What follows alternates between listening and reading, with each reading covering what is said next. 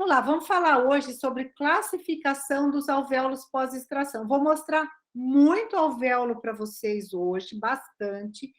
E, na verdade, existe uma dificuldade na literatura quando a gente fala de alvéolo, porque a grande parte das publicações científicas que a gente tem falando de alvéolo, elas são sempre quando eu penso em paredes íntegras. Isso pode ir? Aqui, ó, o meu auxiliar está me tá fazendo para mim. Então, a gente está sempre, quando pensa em trabalho, está falando de alvéolo que tem 4 paredes. Isso nós vamos ver essa classificação, porque é chamado de 4 paredes, porque é chamado de 3 paredes, 2 paredes. Então, nós vamos estar vendo isso. Mas, geralmente, quando a gente fala de 4 paredes, é aquele alvéolo que você tem praticamente nenhuma perda de tecido duro e nenhuma perda de tecido mole. Esse tipo de trabalho científico acaba sendo limitado. Por quê?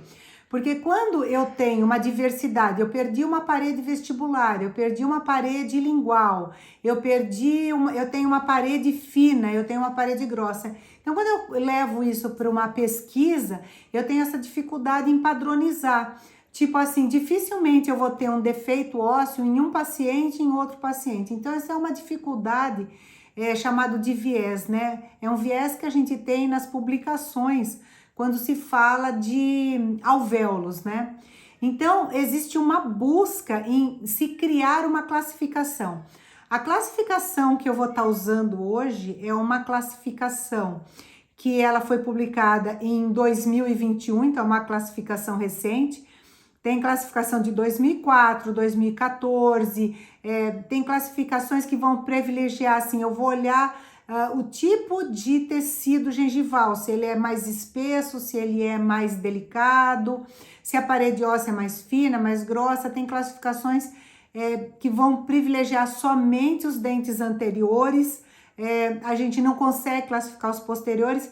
Então, essa classificação que eu vou apresentar, talvez não seja a última classificação que a gente vai ter de alvéolos, mas é a mais recente que eu encontrei na literatura. A gente não tem nada disso publicado em livros, isso são trabalhos científicos mesmo, publicações científicas. Não tem nenhum livro ainda que apresenta a classificação de alvéolos, é um assunto bem novo, assunto que está crescendo. Então, essa classificação de Kim, tá? A gente vai ter aqui o trabalho científico também. Depois das extrações, os alvéolos sofrem grandes mudanças. Eu tenho falado sobre isso já há várias semanas, né? Então, nós temos duas principais categorias em que a gente pode englobar essas mudanças. São as mudanças chamadas de quantitativas e são aquelas chamadas de qualitativas. O que acontece com o rebordo logo após a extração dentária? Ele perde cerca de 50% do osso remanescente nos 3 primeiros meses. E isso eu sempre falo, não adianta a gente pensar que porque a gente fez coágulo, porque a gente deu uma sutura em X, porque a gente fez aproximação de bordo, necessariamente a preservação do rebordo alveolar, ela necessita de algum material, tá? Não existe preservação de rebordo alveolar com o método convencional de extração dentária, que a gente chama de cicatrização natural do alvéolo. Não existe preservação. E a literatura, em alguns trabalhos que eu cheguei a ler, perde 57% do tecido ósseo remanescente. Então, é muita coisa e muito rápido, nos 3 primeiros meses. Então, aquele conceito, preservação de rebordo alveolar, a gente faz junto com a extração dentária. Porque se a gente esperar 3 meses, vai fazer enxerto, tá? Então, são conceitos diferentes. Cicatrização natural do alvéolo, preservação de rebordo alveolar e enxertia. Por exemplo, regeneração óssea guiada, ela é uma técnica para enxertia. Regeneração óssea guiada é uma técnica para enxertia, que é diferente de preservação de rebordo alveolar. E que eu posso utilizar, às vezes, uma técnica de preservação de rebordo associada a uma técnica de regeneração. Então, hoje nessa classificação, eu vou estar mostrando para vocês quando está indicado simplesmente fazer preservação ou quando está indicado fazer uma técnica de preservação associada a uma técnica de regeneração. Então, quantitativa é, por exemplo, aquela perda horizontal, que o rebordo, principalmente tanto na arcada superior quanto na arcada inferior, ele vai reabsorver muito mais a parede óssea vestibular. Então, imagina, por exemplo, a gente percebe isso bastante até quando vai fazer prótese total, que existe um deslocamento, assim, se eu pensar na altura da crista óssea, o eixo dela, né, se eu pensar no rebordo aqui na crista óssea, o eixo se desloca, geralmente se desloca mais para lingual ou para palatino, porque a perda óssea é mais acentuada na vestibular.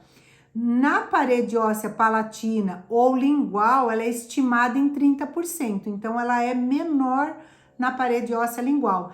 Então isso faz com que desloque. Então, geralmente, quando a gente faz uma prótese total, isso a gente vai sempre lembrar, a gente faz essa compensação, né? Então, é legal quando a gente pensa em montagem de dentes, por exemplo, numa prótese total. Ah, quanto a gente vai jogar para frente? 0,6, meio, 0,6. Por que eu jogo? Porque descrito na literatura, e a literatura hoje que estuda o rebordo alveolar, ela vai assim bem de encontro com aquilo que está escrito no livro de prótese total, e eu acho isso super fantástico. Por quê? Porque fala assim, ó, porque tá fazendo essa compensação, porque perde, gente. Se vocês pararem para pensar, você perder 6 milímetros, descrito em literatura, de largura de rebordo vestibular, é muita coisa. Eu tô causando um dano ao meu paciente, que é um dano muito grande. Então, essa perda de dimensão, de espessura, de largura, e perde um pouco a altura também, né? A altura é mais acentuada na mandíbula. A maxila, ela perde muito mais espessura e a mandíbula perde mais altura.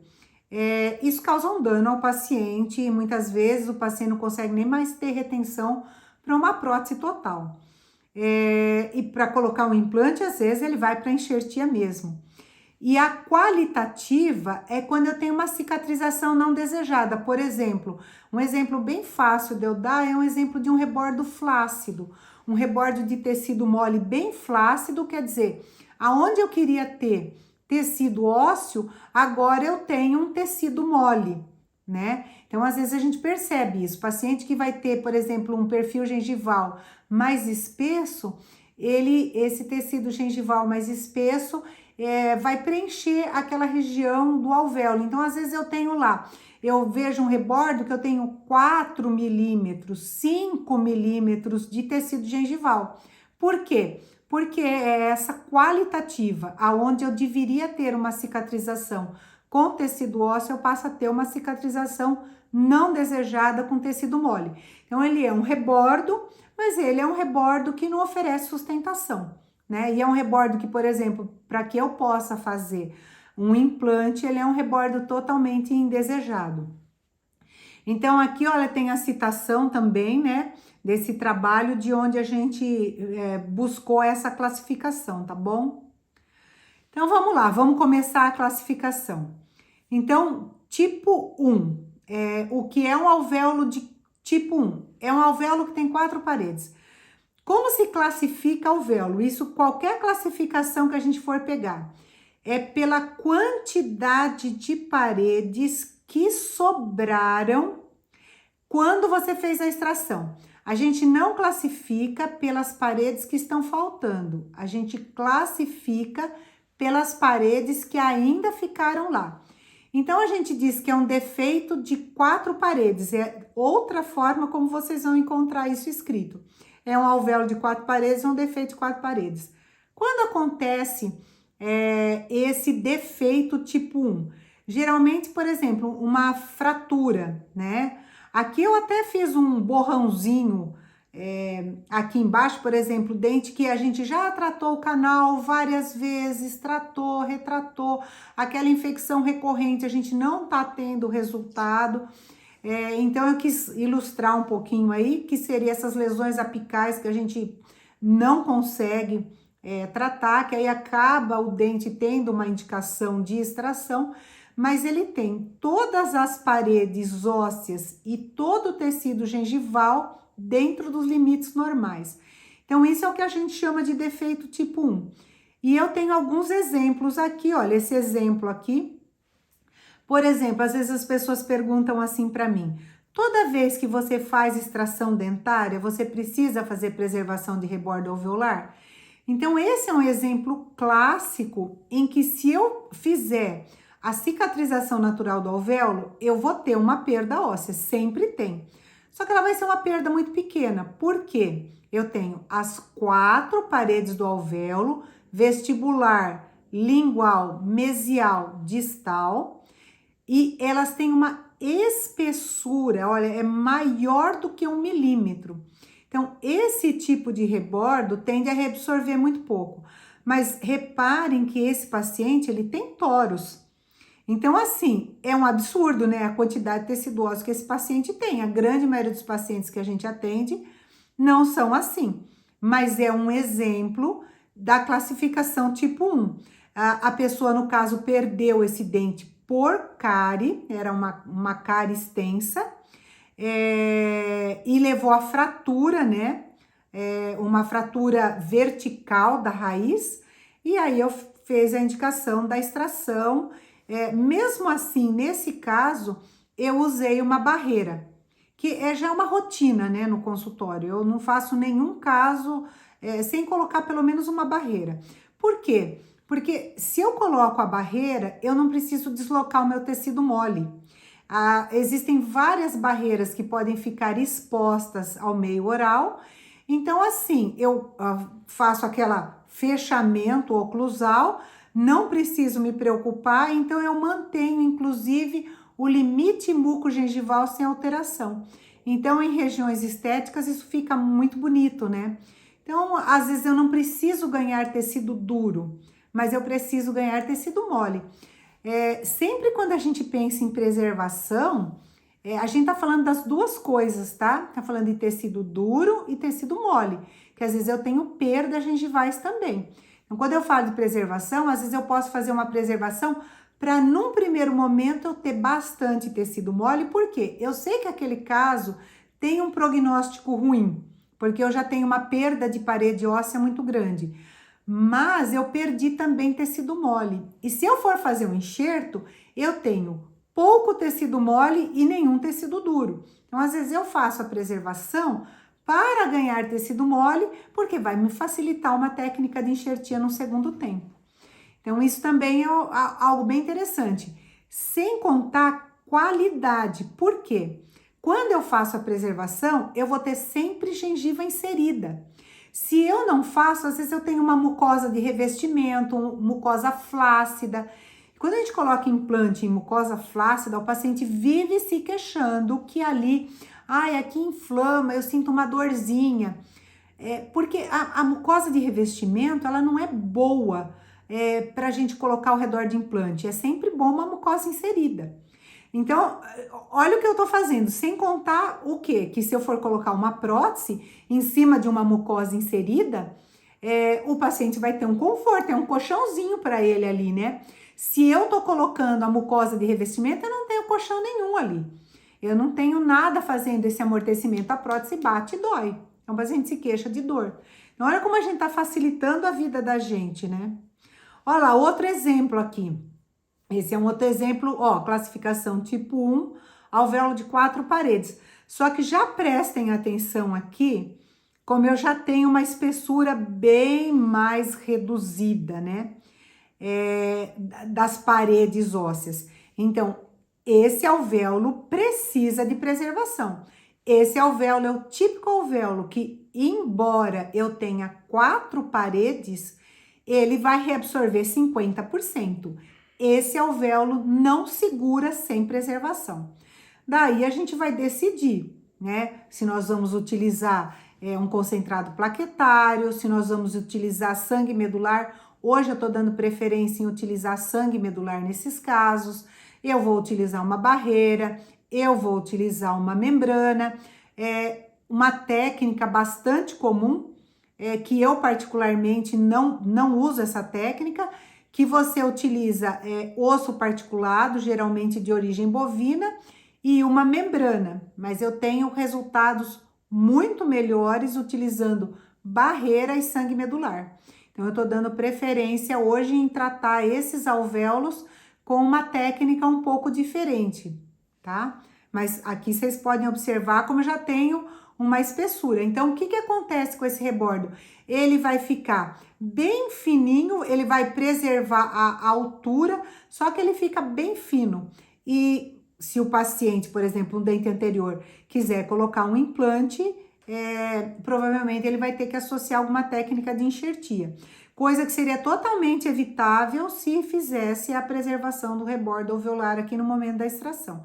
Mesmo que o paciente, num primeiro momento, não queira fazer o implante, eu tô garantindo para ele o tecido ósseo. Olha aqui, de novo, um alvéolo de 4 paredes, tipo 1, tá? Olha a espessura da parede óssea vestibular desse caso. Sem preservação de rebordo alveolar, por mais que eu tenha feito uma extração minimamente invasiva, com instrumentais bem delicados, vai perder toda. Essa parede é uma parede que reabsorve 100% numa cicatrização natural de alvéolo. Não adianta achar que vai ficar bonitinho assim, porque não vai. Então, esse tipo, olha a parede ali, 1 milímetro, bem fininha. Então, esse tipo de alvéolo geralmente acompanha uma gengiva mais fina, né? Se a gente olhar a gengiva do paciente, começar a olhar, geralmente um dente triangular, ele tem uma gengiva fina e delicada, e dentes mais quadrados tendem a ter uma gengiva mais espessa. Então, se eu olhar esse tipo de dente, a gente vai perceber que ele já tem um perfil mais delicado de tecido gengival, tá? E aí, geralmente, o osso por baixo vai acompanhar isso. Então, isso já é uma dica. Às vezes, mesmo sem radiografia, que a gente pode estar olhando para o paciente e falar, ó, sua gengiva é muito fininha, seu osso deve ser fino também, e vai sumir o rebordo ali, em largura ele vai desaparecer. Qual é a estatística de prevalência de tipo 1 de alvéolo na pós-extração? Geralmente 2%. E o prognóstico, são poucos, tá? E geralmente acontece em dentes anteriores. Vocês viram que eu mostrei só um premolar, o resto foram todos casos de dentes anteriores. A grande prevalência desse tipo de alvéolo realmente são os dentes anteriores. E aí, o prognóstico sempre é muito bom. Na verdade, existem inúmeras técnicas de preservação de rebordo alveolar. Algumas são um pouquinho melhores, a gente já discutiu isso em outra aula, mas é sempre um prognóstico bom. É um alvéolo de prognóstico bom, tá? Aliás, deixa eu explicar uma coisa. Quando eu falo de prognóstico bom, eu estou dizendo que é um prognóstico bom quando eu faço preservação de rebordo. Porque se eu não fizer nada, o prognóstico é sempre péssimo. Vai perder 50%, 57% aí da largura e vai perder um pouco de altura também. Tipo 2. Pessoal, antes de eu entrar no tipo 2, alguma dúvida com relação a esse tipo 1? Alguma coisa que vocês gostariam de perguntar sobre esse defeito de 4 paredes? Lembrando que os defeitos a gente classifica pela quantidade de paredes remanescentes. Tem alguma dúvida? Posso seguir? Dá um ok para mim aqui que eu posso seguir. Beleza? Posso seguir aqui? Então, vamos lá. Seguindo aqui, tá? Alvéolos que são chamados aqui, tipo 2. Então, nesse tipo de alvéolo, olha, eu já perdi... Vocês estão vendo a minha setinha aqui? Eu já perdi altura de tecido ósseo em uma das paredes, mas eu não perdi a altura do tecido mole. O tecido mole continua lá em cima. Sabe quando a gente coloca a sonda de pério entra lá 4, 5 milímetros, 6 milímetros? Então, é quando entra a sonda periodontal, mas o tecido mole ainda está dentro dos limites normais.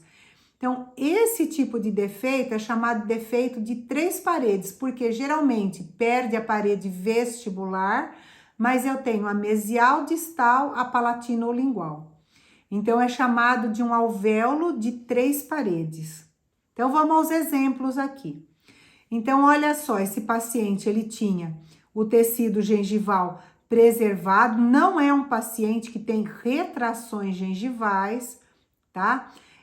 Mas, olha, inclusive isso pode acontecer, essas fenestrações. Porque em preservação de rebordo alveolar eu gosto de abrir retalho, tá? Isso é diferente do que muitas pessoas falam, né? Porque eu consigo fazer uma limpeza total. Olha a limpeza que eu consigo fazer aqui. E aqui eu consigo colocar uma barreira.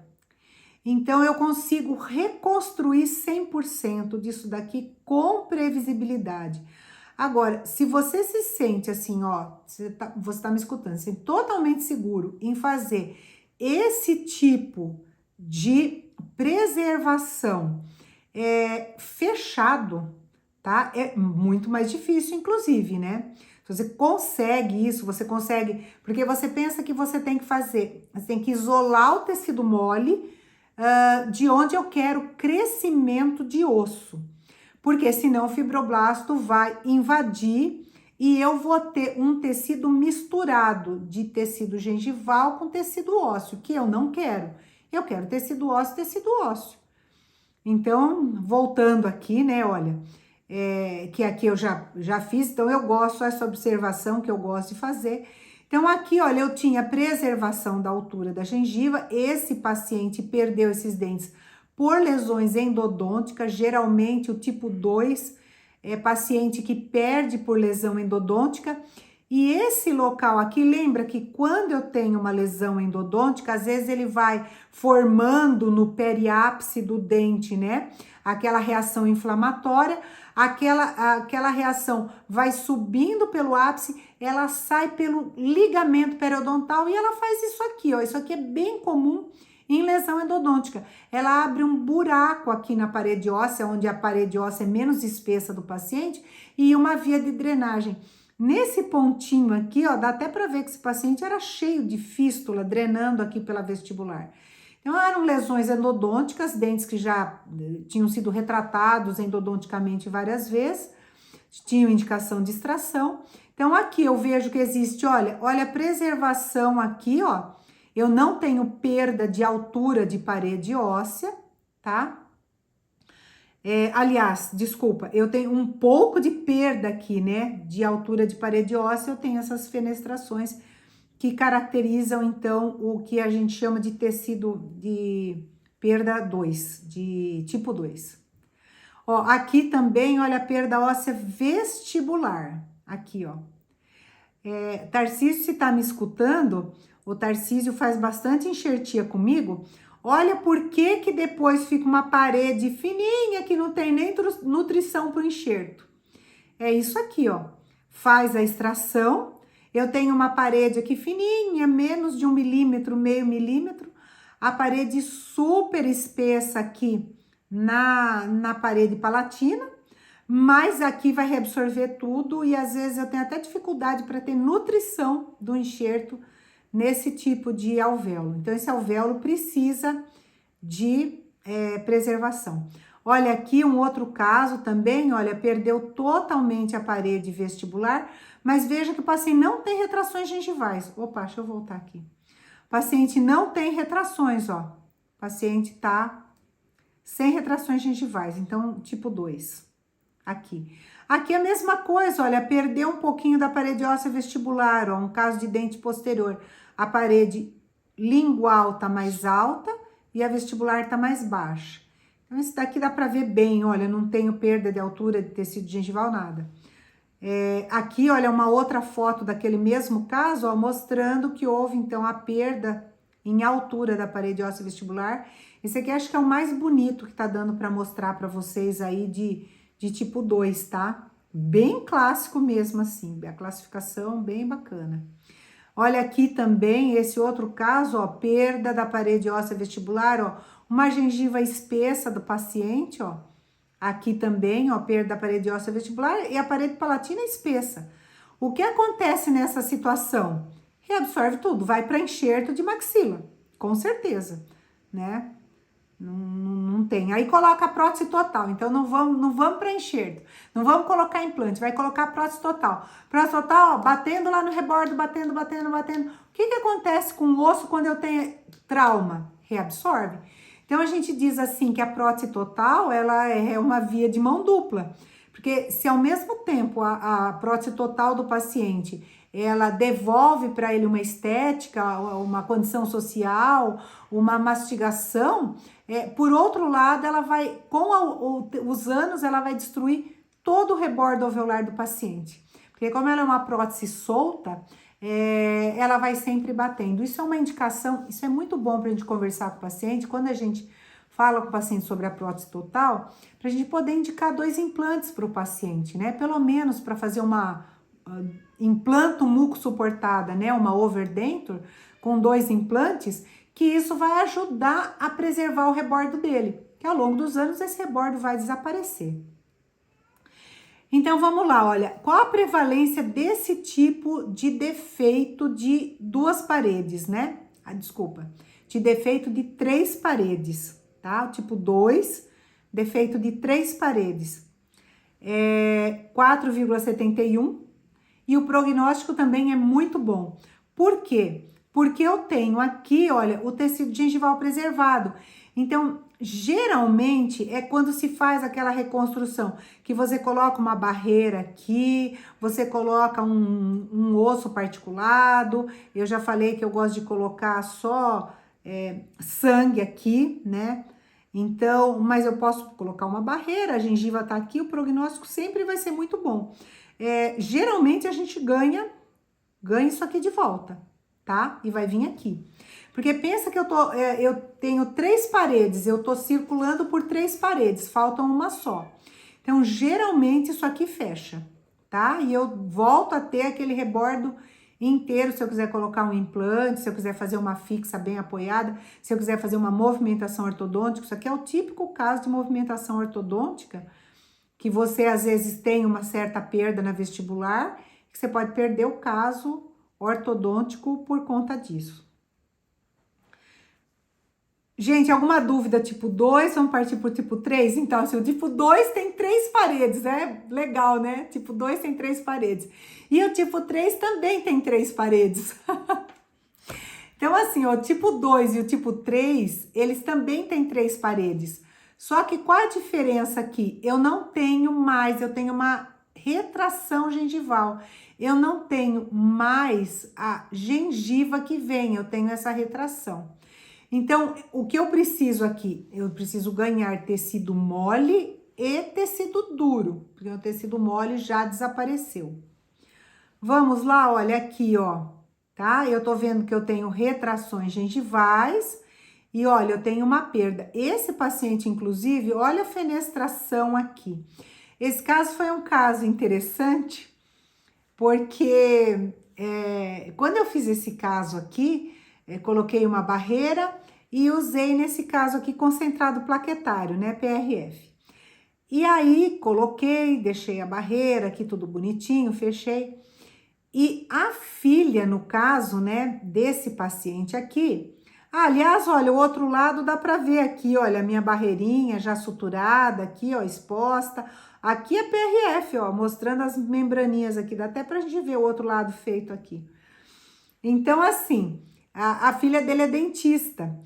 E aí ela chegou em casa e ela viu o negocinho branco ali, que era a minha barreira. E ela tirou antes do prazo, né? E o paciente teve que refazer o serviço aqui por falta de desconhecimento. Eu fiquei tão triste para ver como que essa dificuldade, né, dentro do mundo acadêmico, né? Essa dificuldade que existe, sabe? Ela achou que, sei lá, fosse uma gaze, alguma coisa que eu tivesse deixado lá para não sangrar, alguma coisa, tirou, perdi meu trabalho. Pelo menos parcialmente, mas enfim, são curiosidades aqui, né? Então, olha aqui também, né? O paciente já tem retração, ó. Aqui a gente percebe que ele tem retração. E aqui o defeito, perdendo a parede óssea vestibular. Tem todas as paredes, porque até as paredes desse paciente são espessas, né? mas já perdeu toda a parede óssea vestibular. Dependendo da quantidade, o que torna esse tipo 3, que é a prevalência de 2,36%, o que faz com que ele tenha um prognóstico pobre? É justamente a falta de tecido mole, tá?